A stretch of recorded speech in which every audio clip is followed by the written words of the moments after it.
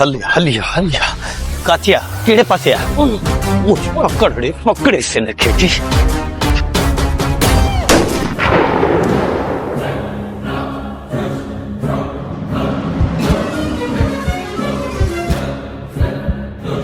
ओ hello ए हेरे गऊं वारी जेका मुंडी पे तो नहीं चाहतो थई पैसा करे ॾिने काल भी नथो खणे पैसा छा मां तव्हांखे सुञाणा थो कहिड़नि पैसनि जी ॻाल्हि था कयो तव्हां साहब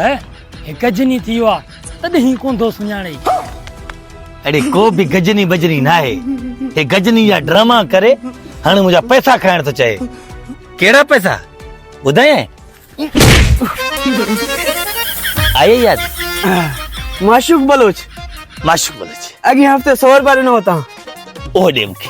उहो तव्हांखे वापसि करिणो आहे हा हाणे अची याद हा वापसि करिणो आहे अची तो याद मां तोखे छा चयो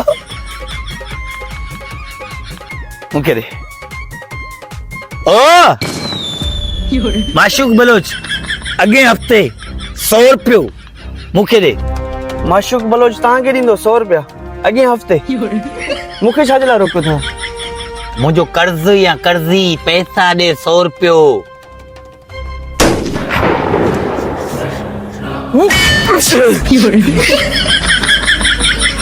हाणे ठीक यादि अची वियो 10 तारीख़ हाँ तव्हांखां 100 रुपया उधारो वरितो बिल्कुल उहो तव्हांखे वापसि करिणो आहे हाँ हा अंब छा अंबनि जा पैसा ॾिना अंब वठी अचणा अरे गजनी जा पैसा दे रे अंब खपाईंदुई तूं अंब खपाईंदुई मां ॿुध हा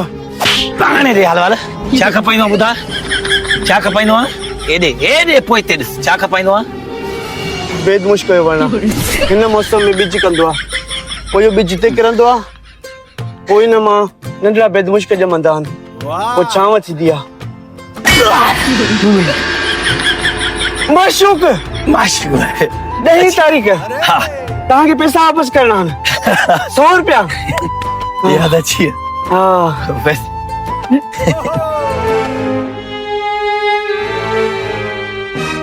एक जे टायर वांगुरु पाण खे फूकी तो पैसा ॾे रे चेट जीपीटी ही केरु आहे ऐं हिन मूंखे छो रोकियो आहे अरे लांतीर हिन खां तो अॻे हफ़्ते 100 रुपया वरितो हो हाणे हिनखे तोखे उहो वापसि करिणो आहे वापसि करीसि 100 रुपया हिनखे जल्दी सही ॿुधा आई सम्झ में हाणे ॾिस